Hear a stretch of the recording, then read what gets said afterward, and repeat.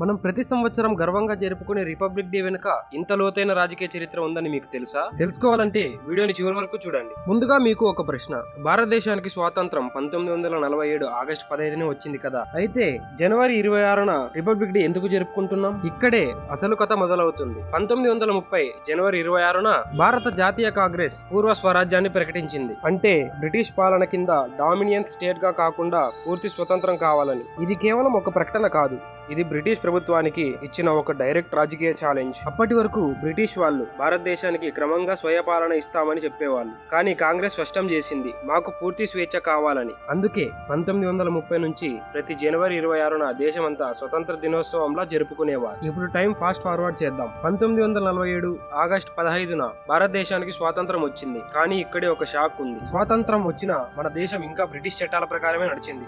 Governor general ఉన్నాడు, పాత చట్టాలు అమల్లో ఉన్నాయి. అంటే రాజు వెళ్ళిపోయాడు, కానీ వ్యవస్థ మనది కాలేదు. అప్పుడే ఒక గొప్ప పని మొదలైంది.